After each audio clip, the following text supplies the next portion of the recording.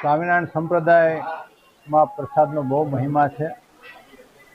એમાંય ખાસ દ્વારકાથી લઈને રામેશ્વર સુધી વડતાલ લક્ષ્મીનારાયણ ગાદીના સંતો મંદિરોમાં સેવા સાથે ભજન ભક્તિ સાથે પ્રસાદ આપતા હોય છે દરેક હરિભક્તોને. એમાંય સ્વામિનારાયણની લાડુળી એટલે પ્રખ્યાત. કોઈ પણ સ્વામિનારાયણના સાધુ મળે એટલે પહેલાં કે લાડુળીનો પ્રસાદ આપવો. એમાંય વડતાલની વાત કંઈક ન્યારી છે. વડતાલના પ્રસાદનો મહિમા બહુ છે. એમાંય મગજ, મેસૂબ અને મરચાં આ 3 વસ્તુ છે પ્રસાદમાં, એ વડતાલની પ્રખ્યાત છે. નરેન્દ્ર મોદી સાહેબ હોય એ પણ વડતાલનું મગજ ને વડતાલના મરચાં યાદ કરે જ્યારે સંતોને મળે ત્યારે. સ્વામિનારાયણ. હું સાધુ મુનિ વલ્લભદાસ આ વડતાલ સંસ્થાના કોઠાર વિભાગમાં સેવા આપી રહ્યો છું. અહીંયા જે મગજ બનાવે છે એમાં ખાસ તો ભગવાનની કૃપા કે જેથી કરીને આ પ્રસાદ એક અદ્વિતીય અને એક પ્રેરણારૂપ અને બધાના નજરમાં આવે એવા રીતે બને છે. પણ સાથે સાથે અહીંયા સારી ક્વોલિટીની દરેક રો મટીરિયલ વાપરવામાં આવે છે. કહેવાનું કે સારામાં સારી નવજીવન કંપનીની દાળ એ અહીંયા જાતે દળીએ છીએ. સારી કંપનીની ખાંડ એને પણ લાવી અને અહીંયા જાતે દળવામાં આવે છે. અને શુદ્ધ અમૂલ ઘી, સારામાં સારી કંપનીનું અમૂલ ઘી એ આ લાડુડીમાં વાપરવામાં આવે છે. અને એ રો મટીરિયલને સારી રીતે છાળી કમ્પ્લીટ કરીને એની જે કંઈ પ્રોસેસ છે એ પ્રમાણે અહીંયા શેકી અને કર્મચારીઓ દ્વારા જ એ લાડુ વળવામાં આવે છે. લાડુ બનાવવા માટેના અહીંયા 6 કારીગર કહેતા કે નિષ્ણાત કર્મચારી છે એ લાડુ શેકે છે. એને હેલ્પમાં બીજા 4 હેલ્પર હોય છે અને બીજા કર્મચારીઓ પોતાની જાતે લાડુ વાળે છે. એ લાડુ વાળીને તમે જોશો તમને આનંદ થશે કે એક વ્યક્તિ પર ડે કહેતા કે રોજના 100 કિલો લાડુ પોતાની હાથે વાળે છે. અને ક્યારેક જરૂર પડે તો ઓવર ટાઈમમાં એ લોકો બીજા 50 કિલો કુલ મળીને 150 કિલો એક દિવસના લાડુ વાળી અને પોતાની શ્રદ્ધા, પોતાનો પ્રેમ, પોતાની લાગણી અને પોતાની ફરજ અદા કરતા હોય છે. અને એને ફરી પ્રોસેસ પેકિંગ કરીને હરિભક્તોની જે કંઈ સેવા લખાવે છે એ સેવા પ્રમાણે એને પ્રસાદનું વિતરણ કરવામાં આવે છે. અહીંયા મગજની સેમ પ્રોસેસ હોય છે.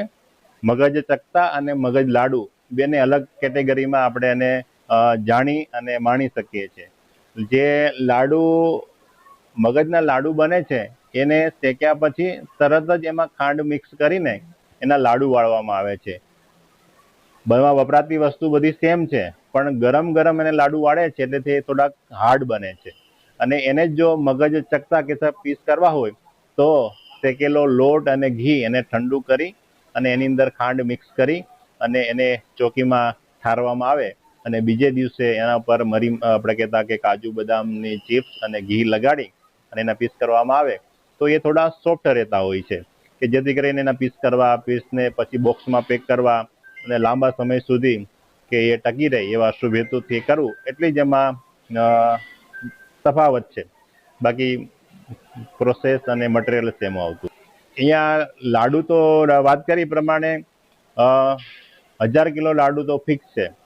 ક્યારેક જરૂર પડે તો વધારે પણ બનાવી, બાકી 1000 કિલો લાડુ તો બને જ છે. પણ એ સિવાયના જે ચકતા છે એ લગભગ રોજના 200 કિલો જેવા ચકતા.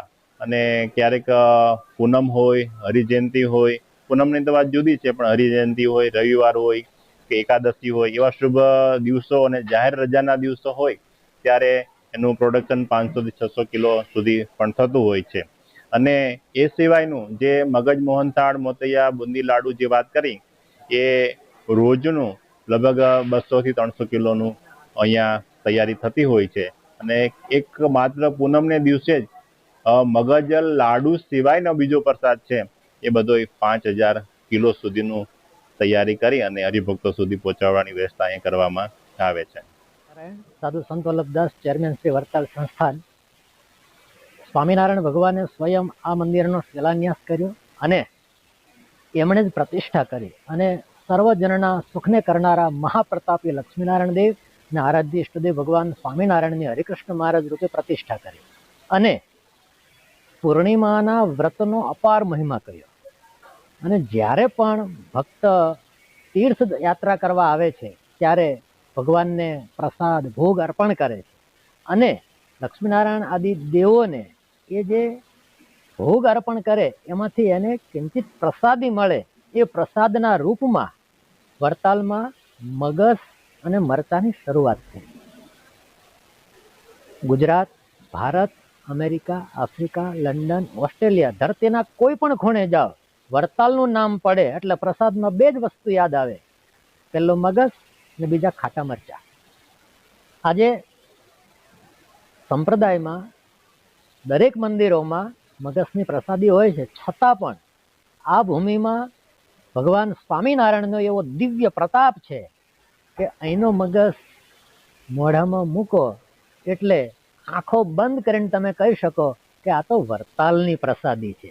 આ પ્રસાદીમાં જે સ્વાદ છે એ હું વ્યક્તિગત એવું માનું છું એ સ્વાદ મગસ કે મરચાનો નહીં, કંઈક ભગવાન સ્વામિનારાયણ અને નંદ સંતોની સાધના, એના આશીર્વાદ, એનું તેજ, એનું ઐશ્વર્ય એ આજે પ્રસાદના રૂપમાં લાખો અનુયાયીઓ અનુભવે છે. ખાસ કરીને પૂર્ણિમાએ અહીંયા 50,000થી વધુ લોકો આવે છે, દેવ દર્શન કરે છે, પોતાની માનતાઓ પૂરી કરે છે અને દેવના દરબારમાં આવ્યા છે. કોઈ ખાલી હાથે નથી આવતું તો ખાલી હાથે જતું પણ નથી. આધ્યાત્મિક ઉર્જા લઈ જાય છે અને સાથે સાથે મગસ, મરચા, મોહનથાળનો પ્રસાદ પણ લઈ જાય છે. આજે વર્ષે 50,000થી વધુ લોકોના ફિક્સ થાળ છે. કેમ કે મારા જન્મદિવસની તિથિ છે તો એ તિથિએ હું અહીંયા અનામત રકમ મૂકું અને એ તિથિએ મારા નામનો થાળ થાય. 365 દિવસમાં 50,000 જેટલા લોકોના અનામત થાળ છે. લોકોને મનમાં એવું કે સારો પ્રસંગ આવ્યો, મારા ઘરે પ્રસંગ આવ્યો, હું ગામ જમાડું છું તો મારા લક્ષ્મીનારાયણ દેવને પણ જમાડું. મારા ઘરે દીકરાનો જન્મ થયો, હું કુટુંબને ભેગું કરીને જમાડું છું તો એ દિવસે હું ભગવાન સ્વામિનારાયણને પણ જમાડું. એમ લોકો એ દિવસની તિથિ મૂકે, 5,000, 15,000, 25,000 એ રકમ મૂકે ને એમાંથી એના વ્યાજમાંથી થાળ થાય અને એનો પ્રસાદ લઈ જવો. જ્યારે યાતાયાતની વ્યવસ્થાઓ આટલી નહોતી છતાં પણ પ્રસાદ એટલે વડતાલનો. અને આજે આપણે એને કિલો 2 કિલોમાં જોવા મળ્યા. એક સમય તો એવો કદાચ મહંત તમે જોયો હશે તો કોઈ યાત્રા કરીને આવે એટલે તુલસી પત્ર અને પ્રસાદ આપે.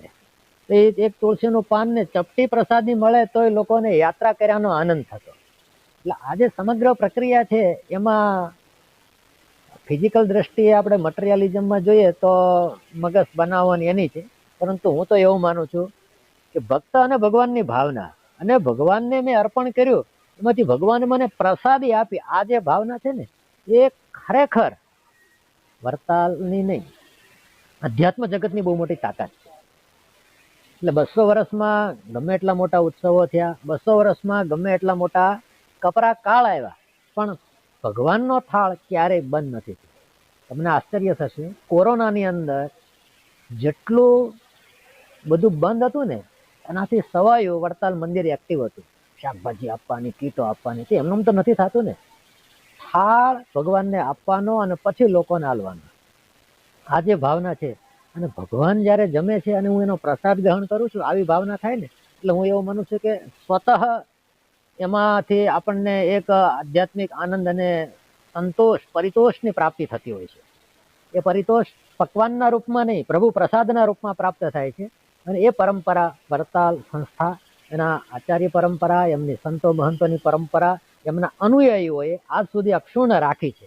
અને પરિણામ એ આવ્યું છે કે આજે સામાજિક ક્ષેત્રે, રાજકીય ક્ષેત્રે, સાહિત્ય ક્ષેત્રે, કલા ક્ષેત્રે, સંગીત ક્ષેત્રે કોઈ પણ ક્ષેત્રના અગ્રણીઓ હોય અને એની પાસે કોઈ સ્વામિનારાયણનો અનુયાયી પહોંચે એટલે એના માનસ પટલ ઉપર પહેલી જે સ્મૃતિ થઈ આવે એ વડતાલના પ્રસાદની હોય છે.